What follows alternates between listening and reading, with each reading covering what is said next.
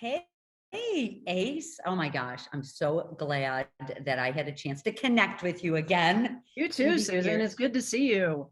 Yeah. So, oh my gosh, Ace was in one of my classrooms one time a few years ago, and I looked at her jewelry and I was like, wait a minute, what's your name? And she's like, Ace. And I'm like, no, no, no, no. What?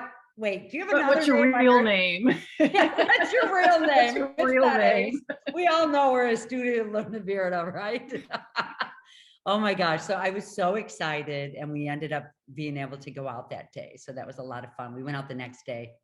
It was just really fun. Well, because creatives, oh my gosh, when you find people who really are authentic in their work and doing their work and putting out some incredible work, oh my gosh, it can't get any better. Well, the feeling was mutual, of course.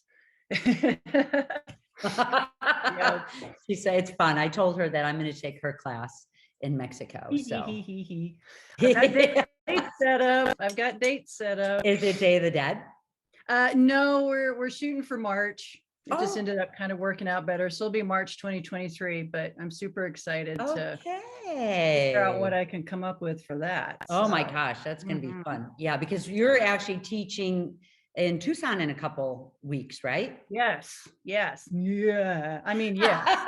When I met Ace, I was like, you have got to teach. You just have such an unusual way that you do your work. You can see, it's like I can see people from doing jewelry forever and ever and ever, since I went to the Art Institute in early on doing jewelry or adornment.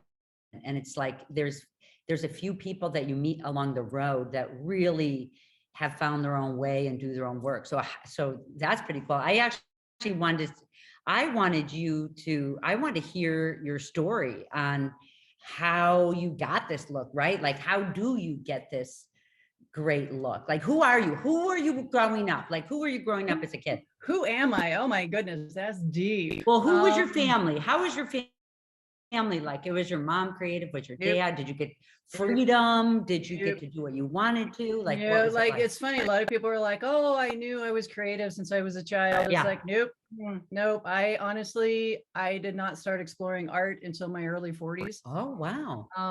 But if my childhood influenced that in any way, it was I did have freedom. Because I was a wild child. I grew up on a farm, and I was always out in the back pasture exploring. I was riding my horses, I was running wild through the ditches. It was just so I had this freedom, but I seriously lacked imagination when I was a kid. But whatever.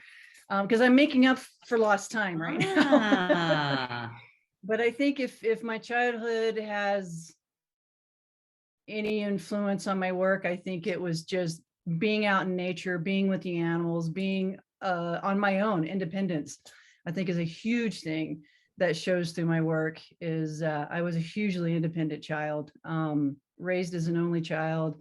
My parents divorced way early, and then mom was trying to go to law school and trying to raise a kid and trying to do all this stuff. So I spent a lot of time just trying to stay out of her way so she could focus on her work. And so I think like the fierce independence has definitely always kind of been there oh, as a but that kid. makes sense in your Um, work because you can thank see, like, mhm. I have this ring of Ace, but it's like you can And see. we didn't plan this, but I wore the I system. know we did because Right. this is, So yeah, I love this. So, it's one of well, my you guys, favorite you know what? things. And plus Ace in the book, she is the artist that I picked for this subject because who else would there be? So in the book, in every single chapter, there's an artist that really took kind of these not that I invented the techniques, but took the philosophy, like you took the philosophy of working with wire and you just flew with it, I and went with it. it's really fun to see. And it's fun to see and just watch and track your work and see what you're doing. But yeah, so it's like you can see all the exploratory but see, I think creativity being a different word than being an artist. You know what I mean? It's like Yeah. my dad, who was a CPA, thought his work was the most creative work you could ever do. Like he was like, he couldn't wait to Creative get to the bookkeeping. I've heard about creative. that. That's right. Yeah. So it's like, if I think, really creativity is thinking up things on your own. So that makes sense Mhm. that you had such an independent, I think it's like, yeah, now it's a lot of the helicopter moms is that term that, Mhm. you're constantly watching your kids. Your kids don't have a chance to try something on their own and get in Breathe. trouble, right? Yeah. Yeah. So and I honestly think like a huge part of my background that my work shows is, I think so. I grew up on a farm in the Midwest, and it was flat and it was conservative and it was what have you. And I just somehow, I don't know when it kicked in, but there was a point where like I didn't want just a boring old job. I wanted to do things that were interesting or that I could learn from or that had some sort of experience. So like one of my first jobs was grooming racehorses. Oh, And how one thing leads to another as a result, because I grew up with horses on the farm. So then, okay, cool, started grooming racehorses. And then I got a job offer in Seattle and I jumped on it. I was 20, 21 at the time. And I thought, hell yeah, let's go to Seattle. Naive farm girl, hardly been out of Oklahoma. I packed up my little car that I had. I took I-40 West until I hit the Pacific Ocean. And then I took Highway 101 and 1 North until I got to Seattle, and suddenly my landscape. I grew up in Oklahoma, gently rolling right, right. hills, beautiful in its own way, but I was just like, suddenly I saw the desert, I saw canyons, I saw mountains, I saw the Pacific freaking Ocean and the redwoods, trees, and suddenly like my passion, so landscape and texture and all that stuff that has to offer. I ended up traveling and living out of my car off and on for about 10 years after that, Wow. just mainly exploring the West, because sorry, East Coasters, you got beautiful landscape, but when you get to the Cascades or the Rocky Mountains, or you get to the Sonoran Desert or the Mojave Desert, and just the diversity of the landscape, I was insatiable. And just, again, fiercely independent, totally traveling on my own, camping, exploring, and it just that texture, I think, is truly expressed in my work. Yeah, and you were so Like, young when you went off into the world on your own, at the yeah, beginning of shaping yourself, it seems like. yeah. And just being open to experience, like, you hit a crossroads. Well, let's see which way this way goes. Same Mhm. thing with working in your jewelry, it's like you don't go in with a premeditated mindset. It's nice to just be able to, like, you recognize that crossroad and just be open and receptive to, hey, let's see what happens if I go this way, and hey, let's see if I go that. Sometimes it's a dead end, sometimes you end up on the rim of a canyon, you can't go any further, but gosh, it's beautiful, but then you got to turn around and go back and find your way around again. But it's, Okay, so that's super cool. So when you go in and do your work, you're not thinking about designing a piece for someone or how it's going to look on your body. It sounds like what's your process? You just go in and you're just I go in like having freedom, it seems like. I was contemplating this morning, and I think the word that came to me was like receptivity. Let's see if I can Receptivity. make that work. But like, I rarely go in with a specific piece in mind. I feel that can be stifling. If you go in going, I'm going to make 3 pairs of earrings today and 1 ring. And if you set those parameters for yourself, you're sometimes setting yourself up for failure or disappointment or what have you. Some people can work that way, but for me, I go in with absolutely no expectations. Like, I don't know if I'm going to make a ring. I don't know if I'm going to make a necklace. I don't know if I'm going to make anything. I may sit there and pick my nose and stare at the wall and go, what do I do with my life? But that's part of the process too, Right, right? right. And so it's just going with the flow. And that receptivity came in is like, because if you go in with preconceptions, you've got your ideas closed in. But if you go in without any conceptions, you're a little more receptive to what can happen and what can influence. And even like a sound in the background, or you look at the mess that's on my studio and you see a piece of metal sitting a certain way, and you got to be open and looking for those things and just allow it to happen. So Nice. So it sounds like you really even let the work or the environment you're in. Do you find that you also will create differently than if you're in a different environment? I think you can. You know, it's funny because my previous studio, I was in, a friend had just very graciously given me his basement, no Mhm. rent. So like I didn't have to stress on that. I could totally focus on developing my style and my work whenever I decided to like, when I Mhm. decided to do metalsmithing, and that was it. Um, so, you know, I had a little bit of natural lighting, but not that much. And it's funny, you know, my work is dark and moody and edgy, right? And I was wondering Super if you think edgy. I was Yeah. living underground, right? Yeah. And so I recently just well, a couple of years ago, finished building my own studio, and now it's above ground, and now it has 19 freaking windows, and I got all this light coming in.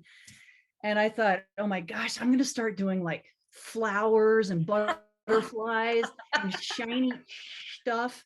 And suddenly nobody's going to like my work anymore. But no, I think I've kept that underground with me a little bit. So I think your environment can dictate you. I think it's more the environment of yourself. Yeah. You know, you're going to Yeah. take yourself wherever you go. Yeah. And And I was out at Ace's house. I had, oh my God, it was so fun. oh, you got to see the I beginnings got of to it. see the beginning of your Yeah, studio. So believe it yeah. or not, like you, I can't believe that you literally were out there hammering the boards and you built your studio. Like Ace, she built These her hands. studio. When I say I'm building something or I'm cleaning my house, that means that I'm paying someone to do it. You know what I mean? Like, oh my gosh, my house is so clean. Well, you know, which but it's like, yeah. So it's really fun to see. So you really designed exactly what you wanted in your house or in your studio. And then I bet you looked at it afterwards like, okay, now what, right? Yeah, pretty Did art much. I was start like, working in there?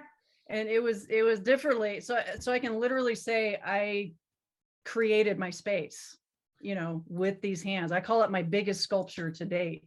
Yes. Oh my gosh. Yeah. It's just a big piece of jewelry, although it's completely Mhm. different. The look of it. It has to be clean so it can contain your energy Yeah, and your work. yeah. But you know, Oh, having all that's the cool. windows is definitely influencing, because now like I can look out on my garden during the summer, and that whole thing about being influenced by nature and landscape, you know, it's right there in front of me, and it's just lovely. You know what? It's so interesting because your work is so masculine. Um, but as I've gotten to know you, you're so feminine, you know, in so many ways. It's interesting. It's like in some ways I'm like, I have been in fashion my whole life and I feel like I'm masculine, but I'm blown away sometimes. I'm like, oh my gosh, Ace is so sweet and so feminine in some ways, you know, Boy, I and got you fooled. that's what I say. I mean, because Hurt. I like to think of myself as feminine. I'm learning to be, but yeah, I think it's really, you've got such a big heart Mm, though. You're such a sweetie and you have such a big heart. mhm. That's what I would say. So how would you, so having such a big heart, is that hard for you to put your work out? Was it hard at the beginning to put your work out there? Were you nervous? Because you're putting, like when you put your real raw work out there, you're like shaking on the edge of a cliff. And if you're not putting your real work out there and Right. you put your real work out there. So how is that for you? So, you know, there's a couple of ways to answer that. One of them is art is a performance. And, you know, I've done theater in my background. I was a tour guide for buses, which was like you're in front of people and you're, you know, telling people. For me, that was a performance, and traveling in the circus was a performance. Oh my God, And that's a good one. I want to hear that. yeah, but so it's almost like, you know, it's putting yourself out there. And so like to put yourself out there in those kind of ways, I mean, that's a part of you too. That's expressing yourself. And so this was a different form of expression. So I mean, it was definitely, I mean, you can't lie and say no, it wasn't nerve-wracking saying, hi, look what I made, what do you think? Right. You know, Right. it's like, do you like it, Right. or is it too over the top? But it just, because it felt so authentic to me. I mean, yeah, it's always nervous trying to show something, but I just kept showing it, and then the right people were starting to find it. Nice. Um, and like yeah, I'm losing my train of thought, but it's nerve-wracking at first, but it's like being on stage, and for some people that's terrifying, but for me it's just like, hey, let's do And your this. work is, when you're really doing your authentic work, like you're doing it, like becomes, it's just an extension of you. It really is just an extension of how you're expressing yourself. And Because I I'm know, like raw when and I rough love and it, ragged. yeah, and All like rough when and I ragged. put this on, it's like I want to be a badass walking through town. Like, come on, get out of my way. You know what I mean? And it's like you see the Right. pathway. You can pick the wild, crazy way, or here's still wild and crazy, but a smoother path on Yeah. this side. So it's interesting. Yeah. I love rings because I can look at them and I can Yeah. decide which side I want to face. So that's pretty Yeah. cool. So did you take formal classes before you started, or like informal? I would say informal. I was self-taught for the longest time. When I first decided that I just wanted to do this, to do art in general, I had just, just being a gypsy and being wandering and being so unfocused for so much of my life.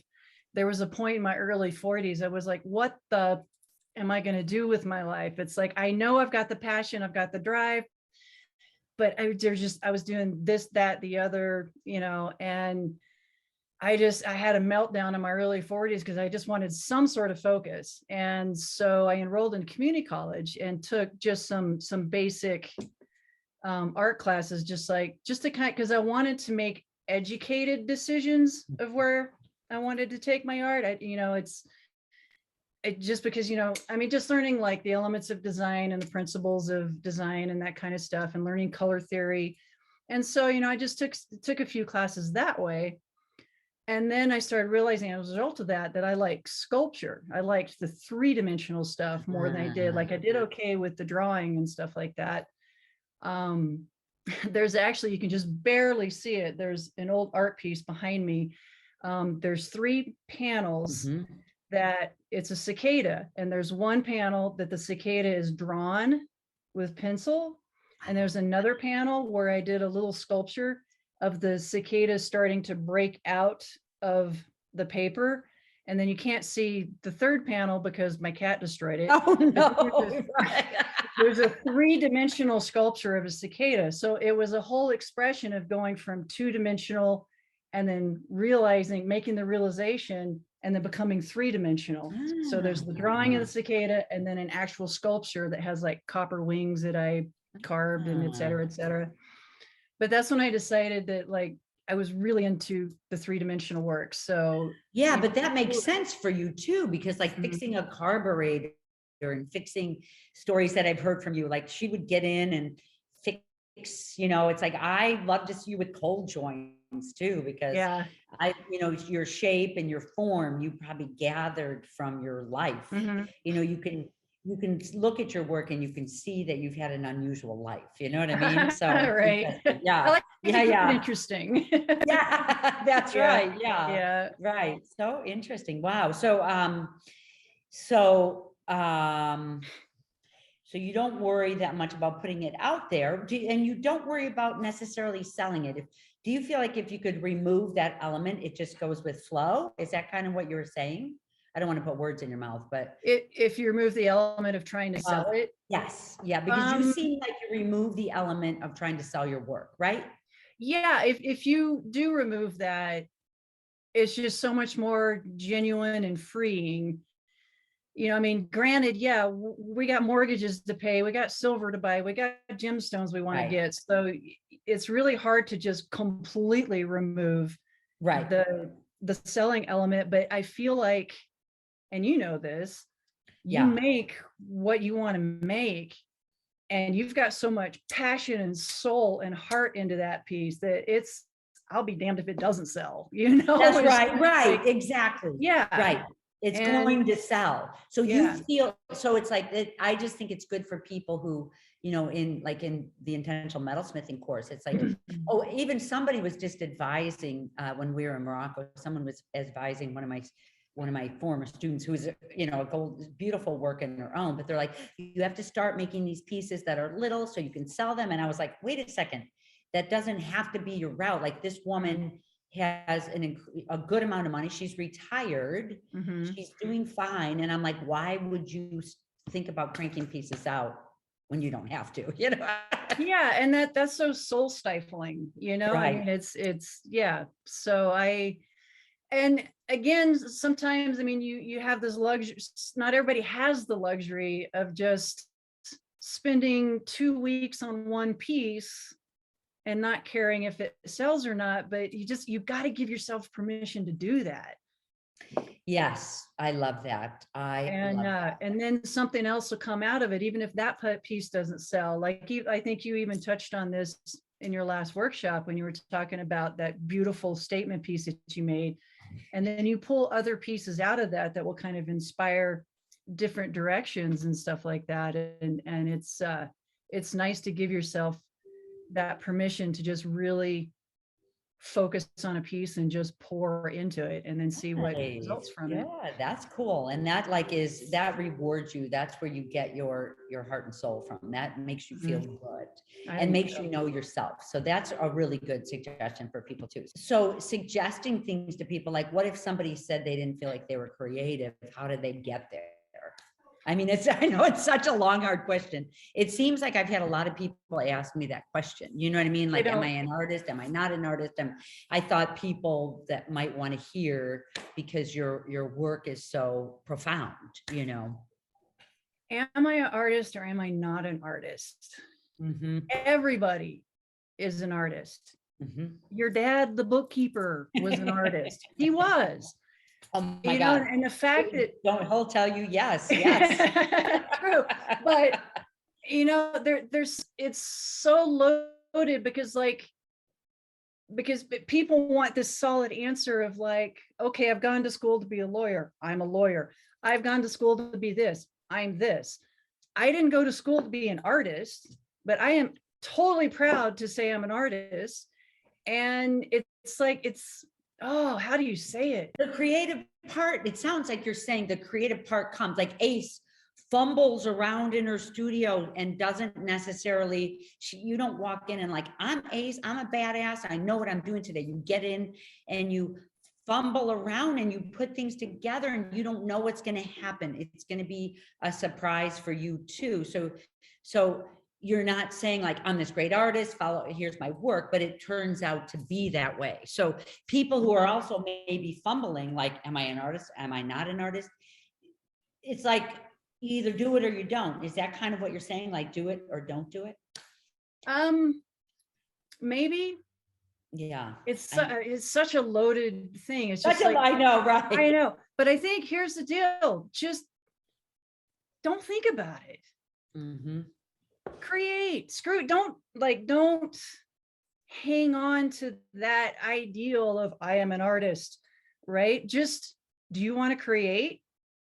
Do you feel like you want to make things? Then get in there, girlfriend and boyfriend, make things. It's like, you don't have to, say I am an artist and I am going to make something now. You just have to have that passion and that drive to want to make something. And you want, and you're going to fumble and you're going to screw up and you're going to make mistakes. And that's part of it. You learn so much from that stuff. And my favorite pieces have been as a result of, I effed something up. How was that for not cussing? Right on. We talked about that ahead of time. We're not going to cuss. So, I effed something up. And then you look at it in a new light. That, again, that's that opening up, being receptive to what, I'm not religious, but I'll say I'm spiritual as far as like, you got to open yourself up to the muse, just the energy, and let that come in. And so when you're receptive to that, you'll see that, if something goes in a different direction, you're open enough to recognize that and follow it. But I think the loaded thing is just like, don't be hung up on calling yourself an artist. Just be one. I love those. Don't you think? I think I think that's so inspiring. It's like, it's just good. it's just really good. I feel like you're in your work, you could see bravery, and it's like, you could just see such bravery, and it's exactly what you're talking about. shucks, So, you know, thanks. that's, yeah. Yeah. Yeah. And it's, you know, it's funny because Ace is in the chapter caging, but then she's like, oh no, I don't like to call it caging because it's such a negative It's like, connotation. And I'm like, yeah, I know. cage Which to me. me, I always see as, because I grew up in Chicago, and I'm like, they're hollow open form prayer boxes that everything you can leak out. But those would be the words that we connect to. It's like, you Right. can see, you know, heart and soul spirituality in your work. And I like, that's gonna, I feel like just your last statement is gonna be so inspirational for people, like to understand, you know, that you get up, as profound as your work, you get up and you know, find your way around your studio and let it be a surprise for you, what you're building, you know, and just, you don't get hung up in all this other stuff. And now when I talk to you in person, it's one of the things that I love about you. You know, you're just very genuine, very authentic, and very unassuming, you know? Oh, shucks. I can't brag to her that much or she's going to start swearing. Okay. She's going to have to show. You know, this is why I have blue hair, because I'm always cussing up a blue streak. So that's Oh why. my God, that's great. Oh my So I've been God. really good here today, ladies and gentlemen. Yeah. So are you going to start having classes at your studio? But you're definitely at Barb's in Tucson. Did you fill all your classes, or is there any seats there's open? still spots. There's still spots in the cuff class and the earrings class. I still got a few spots. Okay. It's fluctuating because some people are dropping out because of the stupid virus. Hard with COVID, stupid It's effing just, COVID, right? it's a nightmare. Oh But there's still spots open there. And so like my studio's like 90% finished, but I still need to get it kind of like, before I'll start showing it to people, I need to get it like really finished and safe. Like it's safe for me, but like if I teach other people, you know, whatever. So, but I'm hoping by midsummer, having all the little fussy bits finished in the studio. And it's a small studio. It's not your gorgeous face that you have, darling. Oh my God. Oh my. But it's petite. I mean, as far as like, I'm thinking 4 people max, but it might just be 3. But I want to see if there would be folks interested in the semi-private. But you know, I think too, it's like you've got so many cool elements. Like you're actually kind of just starting with teaching, but I think you've got so many special elements that you put into your work that I think you're going to start finding out how much you have to offer, you know, when you start teaching. And I may bless you. Part of you. I may part of you. I may bless you or curse you for talking about teaching. I did. Still to be determined. Like, you got to start teaching. Yeah. It's funny. I need the encouragement because I'm still kind of feeling like the one trick pony. It's like, yeah, I can show you prong setting. I got all sorts of prong setting tricks. Oh my gosh. What else do I do? Yeah. You're going to find all these little small innuendos. Like all of us can see what we love so much about every little tiny corner. I just showed this ring to Connie and she was like, oh my God, I love. She's like, what are these colors? Because you see, you know, Ace, she uses a lot of the bronze in there too. And she uses solder flooded on different places, right? Which is so interesting, you know, so that's going to be cool. So Mexico, which I think I'm going to go to. So you have to let me know. Oh, boys. And that's in a year from March, right? Yeah. So that'll be fun. Well, do you have any other words of wisdom that you want to say? I always love talking to you and I love your way. And it's super exciting. I think the book is coming out at the end of January at the very latest. Like we're meeting tomorrow and we're almost there. And how exciting. You get to see some of Ace's pieces. And of course, she's Studio Luna Verda on Instagram. And maybe we'll put up some of your work when we post this too. Sweet. So that'd be awesome. Yeah. Oh my gosh. So wonderful. As far as parting words, just do it. Just go with the flow. Don't get hung up on what other people have to say about your work. It's just, if you get, just be genuine, be open, go with the flow, you know, and you guys know that. Come on, you guys know that. They want to hear from you because they don't know that. It's just, I think it's really so cool to hear your process though, you know, because maybe somebody's like that, but they're not as secure about it, you know, so it's just cool that people know. Yeah. Bravo. Well, oh my gosh, Ace, thank you so much for coming on. I'm Thank so you. grateful. Thank you for putting pieces in the book Thanks too. for the Oh my gosh, invitation. I'm That so was really sweet. Ace, where can people connect with you to find out about you, to see your work? You sell your work online? Do you sell it?